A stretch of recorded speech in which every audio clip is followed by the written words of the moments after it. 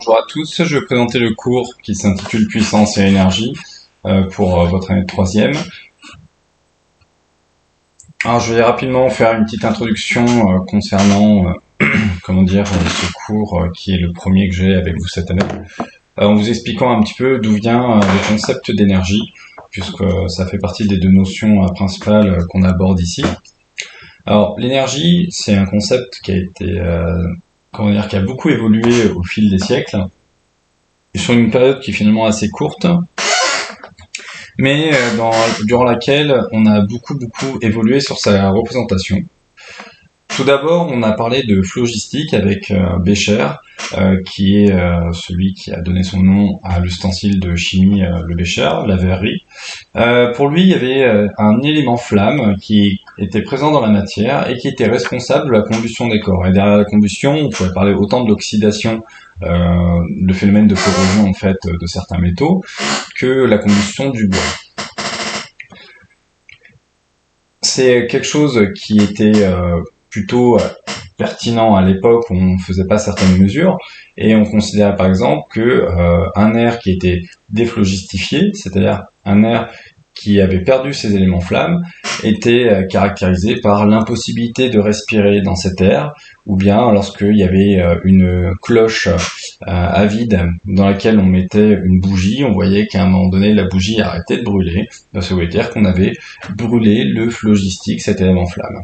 Alors, c'est une conception qui a été invalidée avec la révolution chimique durant la période de Lavoisier.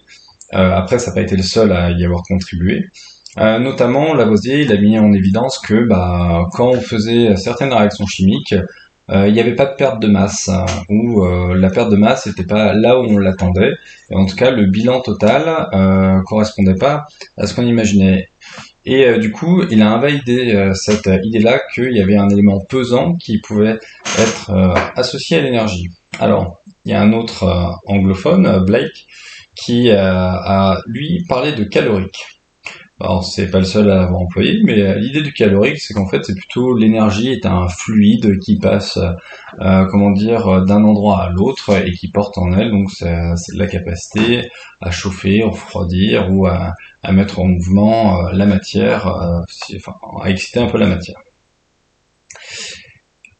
Il a donné son nom à ce qu'on appelle aussi le calorimètre, le calorique, j'entends. C'est un appareil qui permettait de mesurer l'énergie sous forme de chaleur. On l'utilise encore aujourd'hui, notamment en TP, vous verrez ça, peut-être pas en troisième, mais en seconde. Et il y a ensuite quelqu'un qui a encore bouleversé un petit peu ces conceptions-là, qui s'appelle Joule, et qui a permis, lui, de mesurer l'équivalent mécanique de la chaleur, c'est-à-dire avec un appareil comme ça, en fait, il y a une notion de conversion d'énergie, finalement, il y a une chaleur qui est émise, et comment on peut s'en servir dans le cas d'une machine à vapeur, par exemple, pour produire de l'énergie mécanique. Et donc, il y a une forme de... il y a la notion de conversion qui apparaît à cette époque-là. Et du coup, le calorique, ça a été abandonné, mais les termes calories et joules de cette époque-là ont été conservés. Alors, pour comprendre un petit peu les notions qu'on va aborder maintenant d'un point de vue moderne, je vais commencer avec la notion de puissance, et notamment la puissance électrique. Alors, derrière la puissance électrique, il y a deux notions que vous êtes censés connaître. Il y a l'intensité et la tension. La tension, elle se note U, elle s'exprime en volts. L'intensité, elle se note I, et elle s'exprime en ampères. La relation entre l'intensité et la tension, c'est justement la puissance. Alors, chaque appareil électrique va fonctionner sous une tension et à une intensité qu'on va appeler nominale, c'est-à-dire l'intensité et la tension qui sont, nécessaires pour que ça fonctionne correctement. Donc, c'est ni trop, ni pas assez, en gros. La puissance, faut la comprendre aussi comme une façon dont, un appareil va consommer l'énergie. C'est-à-dire, plus un appareil est puissant, plus il est capable de dépenser de l'énergie de façon nominale. Alors ça, c'est important de le comprendre, c'est-à-dire que pour un moteur de 100 watts ou un moteur de 1000 watts, non seulement il y en a un qui va être plus puissant, mais en fait, il faut comprendre que celui qui est plus puissant va pouvoir consommer plus d'énergie pour effectuer une tâche. La puissance, elle va se noter P, elle va se mesurer en watts. La puissance, Vous allez la retrouver dans les appareils que vous allez brancher chez vous, par exemple, mais aussi dans d'autres situations. Là, on prend l'exemple d'un radiateur sur une installation électrique qui est schématisée avec le disjoncteur différentiel, donc et les disjoncteurs, divisionnaires. La puissance, elle va également se calculer à l'aide des deux grandeurs physiques que j'ai précisées plus tôt, c'est-à-dire U et I. La différence entre grandeur physique et unité, c'est que la grandeur physique, elle sert à mesurer, une propriété de la nature qui nous semble intéressante, une distance, du temps, ce que vous voulez, et l'unité, c'est la façon dont on va l'exprimer. Une distance, on peut l'exprimer soit en mètres, par exemple, soit en miles, si on est aux États-Unis. Je fais la différence entre les kilomètres je fais pas la différence entre les kilomètres et les mètres. Finalement, c'est que la même unité, mais avec des simplifications d'écriture. Du coup, P égale U fois I. Et un appareil qui est puissant, ce qu'il faut avoir aussi en tête, c'est que ça va impliquer une consommation d'énergie plus élevée. Et du coup, cette énergie plus élevée, elle dépend directement de la tension, mais aussi de l'intensité. Et par exemple, sur un moteur électrique continu, si vous forcez beaucoup sur le moteur électrique en question, eh bien, il va y avoir un risque de surintensité et l'appareil risque d'être endommagé. La surintensité, ça peut arriver aussi dans des situations où le matériel est endommagé, c'est-à-dire que vous avez un fil qui n'est plus capable de transporter la quantité d'énergie électrique que vous avez besoin au bout de celui-ci. C'est un peu comme si vous essayez de faire passer dans une paille à un moment donné des grains de sable qui vont pouvoir passer, puis des cailloux qui sont beaucoup trop gros pour elles. Sur intensité, c'est un peu l'idée, on met une trop grosse quantité d'électrons là-dedans. Pour réguler ces problématiques au niveau des domiciles, on met tout simplement des disjoncteurs que j'ai appelés différentiels et divisionnaires. Leur rôle est d'empêcher la tension, l'intensité de monter à un niveau trop élevé au niveau de l'installation électrique qui pourrait provoquer des incendies ou bien de détériorer les appareils. En gros, si j'envoie plus de 10 ampères dans ce fil électrique là, ça va s'arrêter de telle sorte à protéger la prise électrique qui est ici. Pour mesurer l'énergie électrique qu'on va pouvoir dépenser, on va utiliser une autre grandeur physique. Et cette grandeur physique, elle va dépendre à la fois de la puissance, mais également du temps. Le temps qui va s'exprimer en heures ou en secondes, suivant la quantité d'énergie qui est consommée. Sur les petits appareils, on pourra parler en joules. Sur une installation électrique à l'année, on parlera plutôt en kilowattheures. L'énergie, elle se note toujours E, qu'elle soit électrique ou autre. Le joule, donc ça se note J, et le kilowattheure, kWh. L'énergie, elle se calcule avec la formule P égale E fois T, où E égale I fois U fois T. Ici, vous avez un exemple, où là, vous avez un compteur EDF qui présente la consommation depuis un certain temps. Vous avez 1053 kWh. Après 2 heures d'utilisation de cet appareil-là, qui présente une puissance de 1,5 kW, on observe 1056 kWh. Or, 2 fois 1,5, ça fait 3. 1053 plus 3, ça fait effectivement 1056. En somme, plus on utilise un appareil longtemps, plus on va consommer d'énergie, et plus on utilise un appareil puissant, au plus on va consommer d'énergie.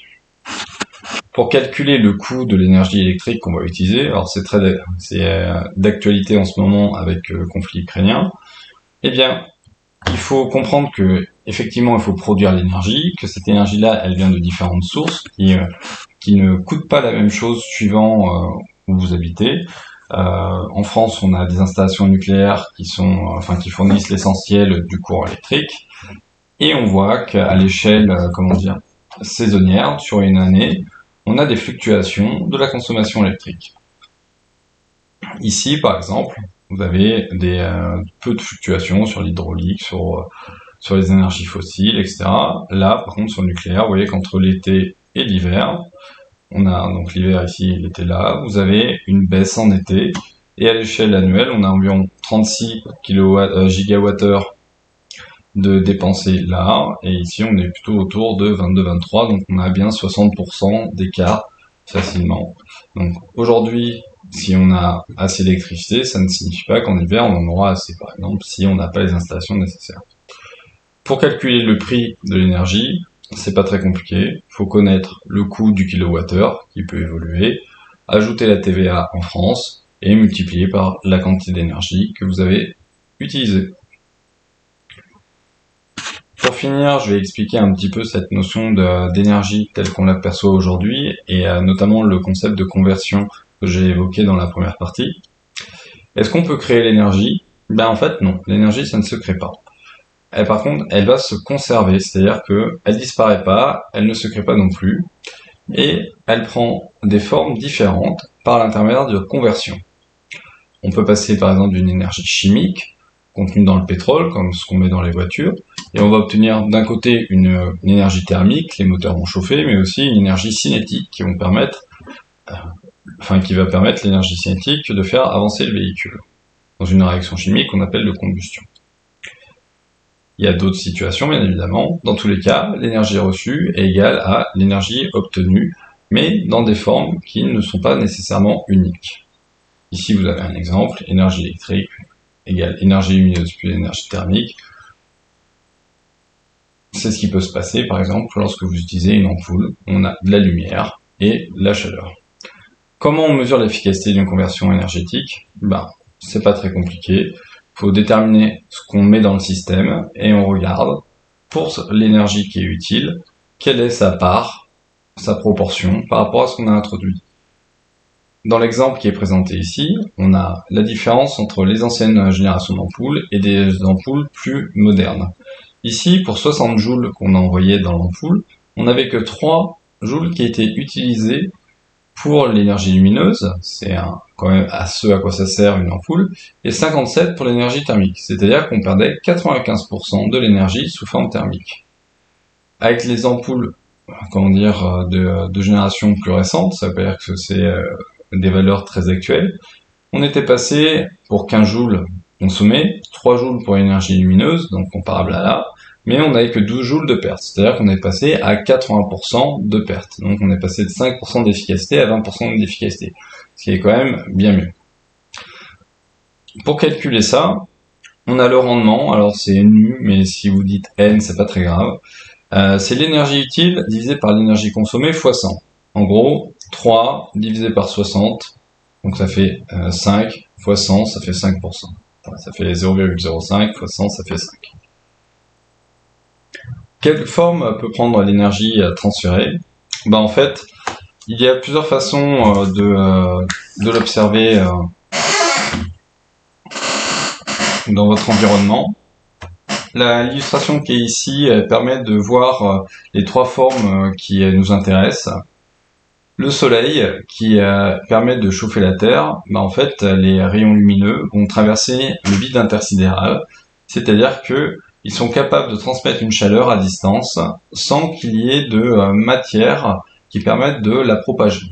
Contrairement à la convection, qui est finalement le transfert d'une énergie par l'intermédiaire d'un fluide, que ce soit un gaz ou bien un liquide, il y a la conduction, où là on a la conversion, la transmission d'une énergie à travers un solide. Donc vous voyez qu'on est passé du liquide ou bien de la source de chaleur à du solide, et ça c'est la conduction. Donc convection et conduction nécessitent nécessairement un support matériel pour être transmis. Et donc là je fais que rappeler ce que je viens de vous dire. Voilà. Écoutez, j'espère que c'est clair, je vous souhaite un bon courage pour ce cours.